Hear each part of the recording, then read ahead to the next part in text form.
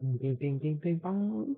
The story of Rick Sanchez is incredibly complicated. Therefore, so you can understand him better, I'm gonna go over every important event which shaped him into the man he is, and cover how trauma can cause even the brightest minds to become deeply flawed. So get ready, sit back, grab a snack if you want, and enjoy.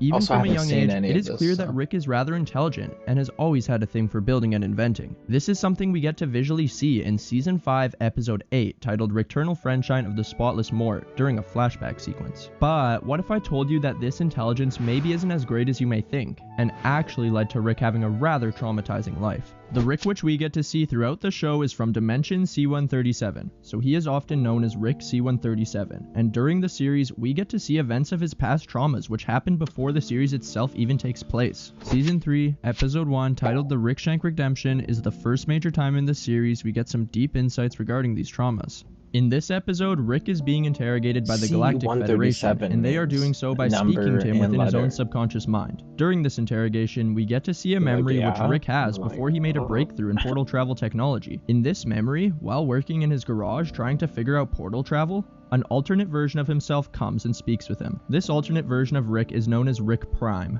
Rick Prime lets our Rick know that once he has access to portal travel technology, anything becomes possible, and that our Rick will essentially become a god with it. Upon hearing Rick Prime's explanation of what happens once getting portal travel technology, our Rick decides to pass on being handed the technology by Rick Prime, because he views himself as a different kind of Rick. And this causes Rick Prime to leave Rick's garage, while letting him know that no versions of Rick pass on getting portal technology. Bro, Ricks don't pass on this. Who do you think you are? A different kind of Rick, I guess. Well, we'll see how long that lasts.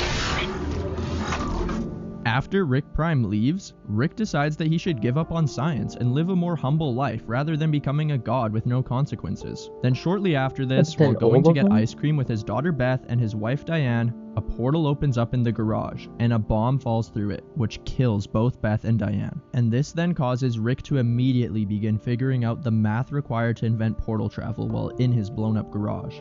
Although, keep in mind, all of this takes place in Rick's subconscious mind while he is being interrogated, and after the audience gets to see these events of Rick's past, Rick lets the interrogator know that he fabricated this backstory. So, is any of it actually real? Well, if we go forward in the series to Season 5, Episode 10, titled Rick Mirai Jack, we can answer that question. In this episode, Morty gets to see a scan of Rick's brain and is made aware of the truths to his backstory. It turns out that even though Rick claimed the backstory was fabricated while being interrogated, most of it actually wasn't. Morty gets to see the events where Rick Prime talks to our Rick and then proceeds to kill his family. But rather than immediately inventing portal travel, Rick dealt with depression for a while living alone. Then later on he decided to follow through with inventing portal travel and essentially becoming a god, just like Rick Prime predicted. Well, we'll see how long that lasts. And he did so, all so he could get revenge on Rick Prime. Using the portal technology which he was forced to invent because of his want for revenge, our Rick travels to multiple realities and begins killing countless Ricks, hoping that one of them is Rick Prime. He even bombs a giant gathering of Ricks who are angry over him killing alternate versions of them across multiple realities. And doing so makes tons of other Ricks submit to him out of fear. Wow, Rick really is becoming like a god. Because of so many Ricks realizing the godlike power of Rick C-137, they decide to construct a citadel with him, where Ricks and Mortys are able to reside, hang out, and get along with one another. Although Rick C-137 doesn't really seem to care for the citadel and only cares about his mission for revenge, which leads him to eventually find Rick Prime's original dimension, so he then purposefully crashes into Prime's garage. And it turns out Rick Prime abandoned his family. I mean, we do know that Rick Prime doesn't have any attachment to anything. Imagine going anywhere, anytime with nobody able to stop you. Sounds lonely. Lonely? Dude, you have yourself. Your infinite selves. It's a non-stop party where all the guests are the only person we like. So it does make sense why he'd do this. Because Rick C-137 can assume that Rick Prime will never come back to his original family, he decides to take his place, living with an adult version of Beth and her family. From Beth and the family's perspective, they just think that Rick Prime finally came back after a long time, but in reality, it's just an alternate version of him from another dimension who wanted to fill the hole of loneliness in his life that was caused by the murder of his wife and daughter. On top of this, Rick C-137 essentially adopts Rick Prime's grandson Morty as his own, without him ever knowing. And this gives Rick a whole new kind of relationship in his life, as he himself never had a grandson I mean, I guess because that was his original daughter obvious, never grew old enough to have kids. After all this trauma, it seems Rick has found his place and is happy with his new grandson and family. And then from that point, the series itself begins. It's and like, Rick's adoption what of this new is? family, as well as him killing Because I countless think other they Ricks, also has made it clear that his access to portal travel technology has universe. begun to cause him to start having little care for individual realities and people, He because he played it knows up. that his actions practically have no consequences now. A good first example of this during the series is in Season 1, Episode 6, titled Rick Potion Number 9. We'll get into that in just a minute, but before we do, if you're enjoying the video so far, be Like sure and to like it subscribe. as well as subscribe to the channel for more content to like me. it. Now back to the video. While living in No? Rick Prime's reality with his family, Rick C-137 shows us the extent of which he started taking advantage of this consequence-free life. In this episode, because of a love potion which Rick made Morty going horribly wrong, a worldwide apocalypse is caused. So Rick decides to take Morty with him to live in a new dimension, where they take the place of their dead counterparts and bury their bodies in their backyard, all while their new family is left unaware of this. Because this is Morty's first time experiencing something as crazy as moving to a new reality, he seems traumatized by the entire situation. But Rick is completely unfazed as he's already done this before. I mean, even the Morty he's been living with isn't his grandson, so why would he be traumatized at this point? And he's fine with killing countless alternate versions of himself to get revenge, so something like this is normal. And it's all because nothing matters to him anymore. Speaking of him killing alternate versions of himself en masse, in Season 1, Episode 10, titled Close That's Encounters wild. of the Rick Kind, the Citadel of Ricks, which I mentioned earlier, apparently has no Fucking trust love for Rick Rick. C-137 because of the killings which Rick committed in the past. So they arrest him and bring him to the Citadel, where they blame him for some recent killings of Ricks which have been going on. And they then scan his portal gun, and it appears that he's been traveling to the places where these Ricks have been being killed. Rick C-137 claims that it's a setup and that he's innocent, but the Citadel still wants to punish him. So Never he look and at Morty another make an man's escape portal and then go on a travel. mission to track down the real killer. This causes them to end up finding the lair of the killer, which has a bunch of Mortys strapped to the outside of it, being purposefully put through agonizing pain. I fiddled with a concept like this once. On paper, Morty, on paper. I mean, you could accomplish the same result with like 5 Mortys and a jumper cable. Which I also wouldn't do. I think this may just be Rick expressing how little attachment he really does have for everything, including Morty. When in the lair, they come across the Rick who's actually behind the murders. He's called Evil Rick. As well, he has a sidekick called Evil Morty. Evil Morty later becomes a very important character in Rick's story, and we'll talk about him more later, so stay tuned for that. Evil Rick then captures both Rick and Morty, Evil and Morty he tells Rick became, how like, the similar whole they actually freaking are. Apparently, there's only TV one other show. Rick between them and how different they are. So maybe our Rick actually would do the whole thing with, Morty strapped to an evil lair? Who knows? Shortly after showing them how similar they are, Evil Rick reveals to Rick C-137 that he plans on downloading the contents of his brain and then killing him. While Rick's brain is being downloaded, the Mortys which were imprisoned in the lair escape and kill Evil Rick, which allows Rick C-137 and Morty to escape and go back to the Citadel. The council then apologizes for falsely accusing Rick, and as a gift for their mistake, they offer him a voucher for a free replacement Morty. And Rick acts like he doesn't want it while in front of Morty, but snags it on his way out. Yeah, as I was saying about having no attachment to anything or anyone. But what if I told you it's not just Rick who doesn't value Mortys, but that there's also a Morty who doesn't? Well, at the end of this episode, it's revealed that Evil Rick wasn't actually a real person, but rather a robot controlled by his supposed sidekick, Evil Morty. Crazy. This means it was a Morty putting all those Mortys in agonizing pain, and as well it was a Morty who infiltrated Rick's brain? But what could a Morty possibly want to accomplish with all that? Well, I'll get into the details of that later in the video. So first, let's continue to go over Rick's character development throughout the series. Even though I've talked lots about how selfish Rick can be due to the fact that he's essentially a god after inventing portal travel, he may actually not be completely self-centered. Because in Season 2, Episode 10, titled The Wedding Squanchers, Rick and his entire family have to abandon their home due to him being hunted by the Galactic Federation. While hiding on a new planet, Rick overhears Jerry talking to the family about how they should just turn Rick into the Federation so they themselves can live good lives, and that they should do so because Rick has only ever been selfish and probably wouldn't sacrifice for them. But Beth, Morty, and Summer disagree and believe they should stick by Rick. We love Rick. For the most part. Yeah, you don't love people in hopes of a reward, Dad. You love them unconditionally. And Beth mentions how she doesn't want him to leave again, which is referring to Rick Prime originally abandoning them, as she's completely unaware that her original father actually never returned, but rather that it was Rick C-137 who's been with them. Seeing his new family's support causes Rick to finally do a selfless act, which is turning himself into the Galactic Federation so his adopted family can live good lives. Rick, I can handle it if you It's go, kinda weird but you if break you Mom's run heart, and I won't forgive you for that. Where's the van, Morty? Although he's fine with sacrificing for Morty, Summer, and Beth, Rick clearly has something against Jerry, because while turning himself in, he says this. Hi, my name's Jerry Smith. I'm from planet Earth. I know the whereabouts of Rick Sanchez, the wanted criminal. If we come back to Earth, can my family have a normal life? We only want Sanchez, sir. Your family will be fine. Thank you. I'm Jerry Smith, and I love sucking big, sweaty boners and licking disgusting, furry testicle sacks. Honestly though, Rick's dislike for Jerry is somewhat understandable, because even after he turns himself in, while the entire family is sad about Rick doing so, Jerry seems happy. Although, soon enough, Jerry will regret this happiness and wanting to betray Rick. I mean, come on, you're wanting to betray a man whose entire life purpose involves getting revenge. So I think it would be safe to assume Rick might be completely fine with getting revenge on you, Jerry. And Rick does in fact do so. First thing that's different, no more Dad, Morty. Let me explain how. Coming back to the episode I mentioned earlier, Season 3, Episode 1, titled The Rick Shank Redemption, where Rick is being interrogated by the Galactic Federation. During the episode, Rick manages to escape interrogation and overthrow the Galactic Federation by destroying the economy. By changing a 1 to a 0. After doing so, he comes home to Beth and Jerry, and Jerry is mad about Rick's return, so he tells Beth to choose between him or Rick,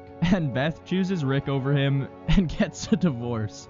Jerry's going to spend some time divorced. Oh, I'm sorry to hear that, sweetie. I hope I had nothing to do with that. This causes Morty to feel sad about the divorce, but he doesn't get to feel sad for long, because Rick then goes on a rant to him about how he coordinated his parents' divorce by turning himself in and overthrowing the government, all because Jerry wanted to betray him. As well, all of this was so he could take over the family and force Morty to go on adventures with him. And on top of this, he even threatens Morty. No more Dad, Morty. He threatened to turn me into the government, so I made him and the government go away. I just took over the family, Morty, and if you tell your mom or sister I said any of this, I'll deny it, and they'll take my side because I'm a hero, Morty. And now you're gonna have to go and do whatever I say, Morty. Forever. Yeah, so I guess what I was saying earlier about Rick potentially going through a character arc of becoming more selfless due to developing emotional attachment to his family wasn't necessarily so true after all. And he only continues to prove this by doing even more crazy selfish things, such as giving Beth an existential crisis. In Season 3, Episode 9, titled The ABCs of Beth, Beth realizes how much she is like Rick and that her intelligence can make her feel insane. Or maybe actually be insane. Look at some of the you were asking me to make you as a kid. Ray guns, a whip that forces people to like you, a taser shaped like a ladybug, a fake police badge, a pink sentient switchblade. Hi, Beth. You've gotten taller. Shall we resume stabbing? And the list goes on. To help Beth cope, Rick suggests that she should leave her universe and do as she pleases. Kind of like what he himself did, and that's why he's even having this conversation with her in the first place. But he doesn't mention this part to her. She doesn't want to go along with Rick's idea, because of having to take care of her kids. So Rick lets her know that he can make a clone of her to take care of everything, while she does anything she wants, anywhere she wants. If nothing matters, why would you do that for me? I don't know, maybe you matter so little that I like you. Or maybe it makes you matter. Maybe I love you. Maybe something about your mother. It sure is starting to seem like Rick's immense power has made him constantly confused by his own nihilism. After a moment of thought on Rick's clone idea, Beth makes a decision. I know what I want to do. But in this episode, we aren't shown what decision she actually makes. So later on, I'll talk more about what her decision really was, because it does get revealed in a later episode. So keep watching, and I'll get into that soon enough. Funnily enough, it turns out not even Beth is actually sure which decision she made. As in Season 3, Episode 10, titled The Rick and Morty Date, Beth calls Rick wondering if she is or isn't a clone. And Rick at first tells her she isn't, but then follows up with an interesting response. Just to be sure, you're not pretending to be convinced you're real because you're actually convinced you're a clone, and you're now terrified that becoming self-aware would mean I'd have to terminate you. No. Okay, glad I could help. See you soon. Clearly that isn't a satisfying response. and it causes Beth to go to Jerry's house to talk with him about it, which ends up leading to them getting back together with one another. Although after they get back together, the family decides to leave Rick and hide away from their house because they're scared he'll kill Beth if she actually is a clone. But their hiding doesn't stop Rick, and he shortly shows up with a gun. Don't worry though, Beth. I brought this here to kill Jerry. Oh my Jesus Christ! Except he doesn't do so, and just wants to get on with things and go on adventures with Morty. But Morty tells him that he won't go with him on adventures, and is staying with the family. Nothing you think matters.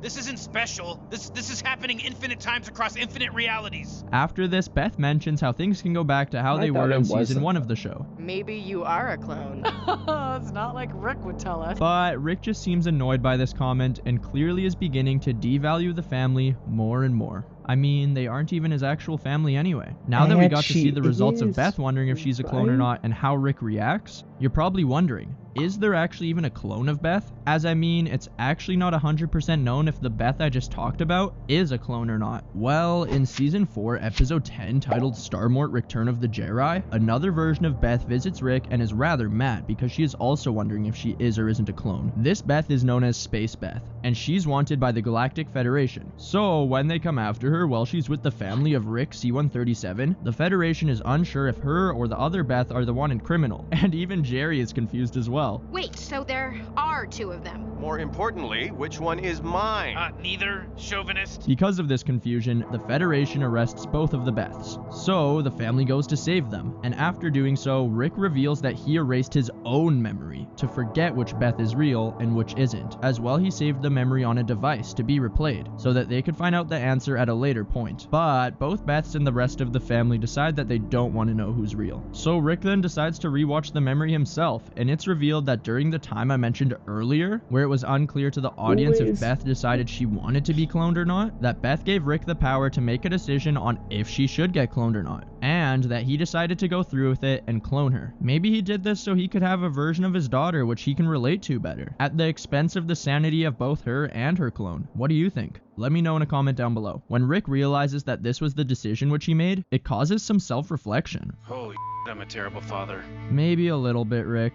Maybe a little bit. Even though Rick has done many horrible things like this, and seems to not value Beth as much as he should, I mean, he literally has abandoned another version of her and left her in an apocalyptic world, so let's hope maybe he at least has a secret deep bond with Morty, because he's never abandoned this version of Morty. Well, that's actually only the case up until season 5, episode 9, titled Forgetting Sarek Mortshall, where Rick abandons Morty just to replace him with 2 crows. Yeah, 2 literal birds. And even after seeing the terrible state that Morty ends up in without him, where he ends up losing his own hand, Rick still decides to leave Morty in order to continue his adventures with 2 crows, and Morty is crushed by this. Even in the next episode, which is season 5, episode 10, titled Rick Mirai Jack, Rick is still with the crows, and comes across Morty, who is now 40 years old. So supposedly Rick has been adventuring with these crows for like 26 years. 40-year-old Morty just wants Rick to come back home, but Rick doesn't want to, and only does so once he ends up having a falling out with the crows, which causes him to finally come back to Morty. So yeah, basically it took a breakup with literal birds for him to decide to come back. Yikes. When Rick does come back, it turns out Morty used an aging serum to emotionally blackmail him, and isn't actually 40 years old. Kind of figured, and I totally get it, Morty. I'm done with the 2 crows. So now that Rick got back together with Morty, only due to the fact that his crows betrayed him, he decides to take Morty to the Citadel in order to de-age him. Brace yourself, the process does also break every bone in your body. Wait!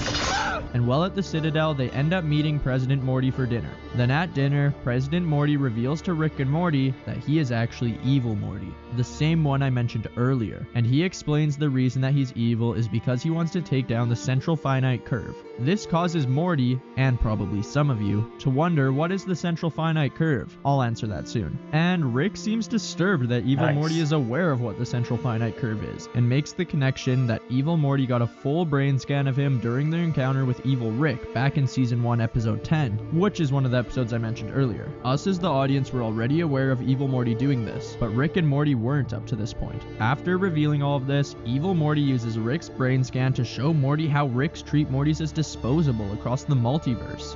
Wow. And right after this reveal, evil Morty hacks all portal gun travel and lets Rick and Morty leave his office. Rick is worried and assumes that evil Morty is going to use the knowledge which was scanned from his brain in order to break the central finite curve. And Morty still has no idea what that means because Rick hasn't explained. So he gets annoyed that Rick isn't giving him any straight answers, which causes Rick to decide, screw it. And by using the brain scan device he stole from evil Morty's desk on his way out of his office, he lets Morty see his entire backstory of the time before he began living with him and essentially because adopted him none as a of the grandson, other realities which is the would same exist scene I if it mentioned wasn't earlier in this part of video. the After central seeing Rick's backstory, Morty finite feels curve. bad, but evil Morty then shows up and instantly begins to reveal what the central finite curve actually is. He explains how Rick separated all universes where he's the smartest person from all the ones where he's not, and how the suffering of countless Mortys is a result of this, all because Rick views himself as a victim due to his wife and kid dying. And evil Morty no longer wants a part of it, so he decides he's going to break free from this limited branch of reality and explore the multiverse. This is what Mortys makes are evil constantly Morty evil, like you. because he doesn't want to put up with Rick and is sick of him. Therefore, at this time while he lives within the central finite curve, where Rick is the smartest man in every accessible universe, by default he is viewed as evil. If you've ever been sick of him, you've been evil too. This speech from evil Morty causes Morty to reflect on what kind of person Rick really is. Rick, did you really leave the crows for me? Or did you come back because they dumped you? There you go, kid. Now you're evil Morty too. Sooner or later we all are. On this side of the curve. And then evil Morty proceeds to breach the central finite curve and leaves to the vast multiverse, all while Rick and Morty narrowly escape death because of the chaos which this causes, and are left stranded with no portal fluid to make it home. But luckily, they're saved by Space Beth in the next episode, which is Season 6, Episode 1, titled Solar Ricks. After being saved, Rick goes to reset the portal index, so that portal travel can work once again. But while doing so, he accidentally resets portal travelers instead, which causes him, Morty, and Jerry to get sent back to their original dimensions. Obviously, we already know Rick and Morty get reset, because they've been living in an alternate reality for a while now. And I'd assume Jerry probably gets reset because of him getting mixed up with another Jerry at a Jerry daycare in Season 2, Episode 2, titled Morty Night Run. When Rick gets reset and sent back to his original reality, it turns out that in this reality he made an AI ghost of his wife to haunt him. If I could be muted, I wouldn't be too good at haunting you, would I, you dirty bear? Yeah, forgot I wanted to be haunted. And that he was so depressed that he even trapped everyone in this reality's mind in a time loop to be stuck on the day which Beth and Diane died. But while doing so, he forgot about the problem of aging, which caused everyone to grow old, while their minds were stuck in this loop. I was wondering if you could help me make sense of a note I found this morning. It's written by someone claiming to be me. They say my mind is held captive in a time loop, trapped in the day of a traumatic event by the agony of a formidable intelligence. So, his fix is using a kill switch to end the lives of these people in his original reality without a second thought. Wow, yet again, treating life as disposable. Rick then leaves his original dimension through the hole in the central finite curve, which evil Morty created, and goes to find Morty in his original dimension, which is the dimension where they caused an apocalypse and had to abandon in Season 1, Episode 6, titled Rick Potion Number 9, which is also one of the episodes I mentioned earlier. Once Rick finds Morty, they continue to go on their regular adventures. Where are we going? To kill your grandpa, little buddy. Wait, what? Never mind, maybe it's not so regular of an adventure after all. Well, on this irregular adventure, they find a base of Rick Prime and are taunted by a pre-recording of him. Although, while this is going on, Beth, Space Beth, and Summer are in danger, so Rick and Morty leave the taunting of Rick Prime to help them. And after they all meet up, they decide to go get Jerry from his original dimension and all go back home together. Although another Jerry is at their home, this Jerry has a pet of Rick's called Mr. Frundles, and he releases Mr. Frundles, which causes a world-ending chain reaction. So, instantly upon fixing things and making it home, they have to find yet another new reality. So now the entire family gets to bury their dead bodies in another reality and assimilate into it, instead of just Rick and Morty. Bit of a rush job, actually, so they do say Parmesan weird. How do they say Parmesan? But Rick isn't gonna let this little sidetrack stop him from his primary goal of getting revenge on Rick Prime. So, in Season 6, Episode 10, titled Rictional Mortpoon's Rickmas Mortation, Rick does just that, and continues his mission. But only after leaving the family with a robot version of himself called Rickbot. All because in Season 6, Episode 9, titled A Rick and King Mortar's Morty wanted to go on a stupid adventure, which led him to being pressured into chopping his junk off for a religious cause. Now just cut off your and throw them into the sun. Okie dokie. And because of Morty calling Rick boring before that adventure even fully took place, Rick switched himself with a robot for the whole adventure and beyond that, all while he invested his time into hunting Rick Prime. After the family finds out about Rick having replaced himself with Rickbot, and after Rickbot dies, Rick invites Morty to help him track down Rick Prime, which may seem nice, but in reality, it's just Rick's selfish wants. I spent my life hunting this guy, Morty. This is the closest I've ever been to catching Rick Prime, but now we're gonna do it together. You and me. It's gonna take over your life, Morty. In Season 7, Episode 5, titled Unmort Rickin', there's then a major step of progress in Rick's mission for revenge. Gonna kill my nemesis! Rick out! Rick out! The episode starts with a flashback of evil Morty killing Ricks from countless realities and stealing the knowledge from their brains, as well as kidnapping their Mortys. This is during the same time which he captured Rick C-137 and scanned his brain in Season 1 Episode 10. I guess this maybe means Rick C-137 isn't so special after all. As well, just the same as how many Ricks treat Mortys as disposable, evil Morty treats Mortys and Ricks as disposable. After this flashback, evil Morty is shown enjoying his time in the multiverse, which is not limited by the central finite curve, but this is ruined by Rick and Morty trying to track down Rick Prime. So evil Morty comes to them, and he gives them advice on ways of trying to find Rick Prime, ways that'll not disturb him in other parts of the multiverse. After getting this advice, they then find a Rick Prime which seems different from the decoys which they have been finding already. And upon killing this decoy of Rick Prime, it bursts into a black goo and brings them to a chamber, where they come across other Ricks who are also hunting Rick Prime. A pre-recording of Rick Prime then reveals that he killed the wives of all Ricks across infinity. Rick was already aware of this, but Morty wasn't. And then this automated recording lets them all know that the last Rick standing gets their wife back.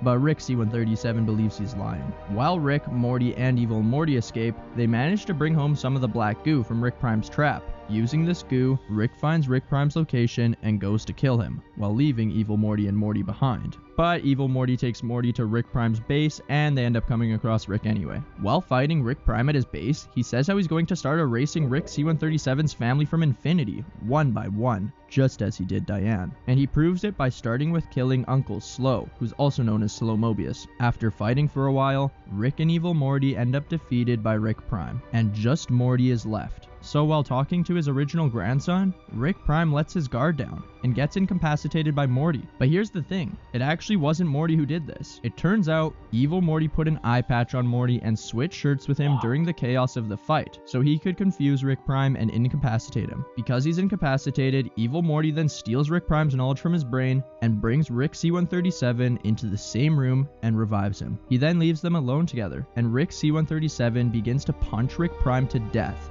while Prime makes fun of Rick and mocks him about how he is the only one who gave his life purpose, and as well laughs at Rick C-137 for living with his family so long. I showed you infinity! And what did you do with it? Hang out with my grandson? What's your life without me? Let's find out. Eventually, Rick Prime dies from being punched repeatedly. And after finally completing his life's purpose, Rick C-137 is left with no purpose, and can't even look at life the same anymore. His entire life goal as a man with infinite power has been achieved. How's it feel? Better? No? Exactly the same?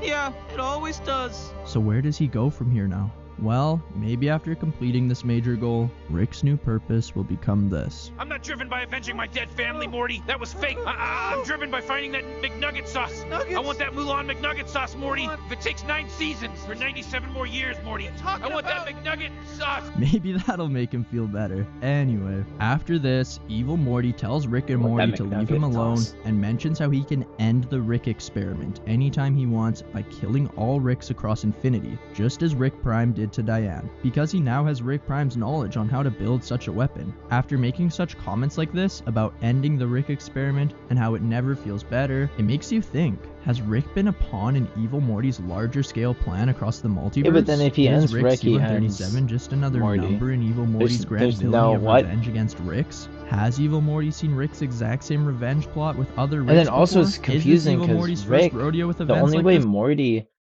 what? The only way Morty exists is if Rick, but then the only way if Morty exists is if Rick leaves. But then it's like, Rick only exists if Beth dies. Or maybe even Rick Prime was just a pawn of Evil What a Morty weird this whole time. paradox. Did Evil Morty really just now obtain the plans to build a weapon which can end people across infinity? Because Or it's has like he two actually always known how to do specifics so? of Maybe that could be universe, part of the reason why he two destroyed the specifics weapon after events unfolded. conjoined. Was it only because he doesn't can't, want Rick it's paradox. C-137 to use it on him? Or not? Because What Morty, exactly does Beth's Evil Morty son mean by all wouldn't this? exist And if who it wasn't really for- is he? Let me know your thoughts in a comment down below. It's definitely crazy what extreme levels of power can do to people. But does absolute power corrupt Or absolutely? does he just leave? Or can those with immense power manage to be good people? What do you think? Well, in Rick C-137's case, he was is just it a humble because and brilliant Prime man who left wanted to be left and alone. he was but like, the trauma "I brought onto figured him it by out. others caused I'll him go to kill seek everyone revenge else's at any wife." cost. And this cost was essentially becoming a god by using his own intelligence to his advantage. Sadly, the combination of such What the power hell? and a strong want for revenge led him to devalue everything and become consumed by nihilism, even after achieving his life goal.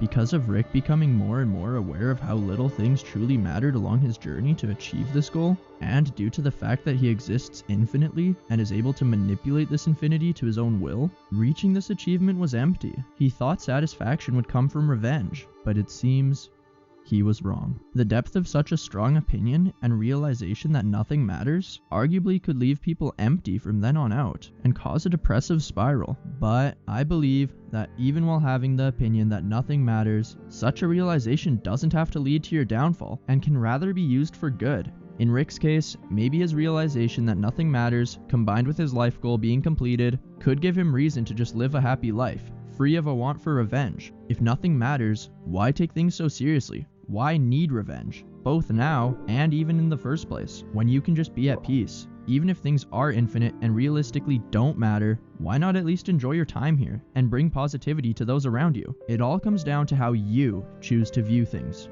so choose wisely.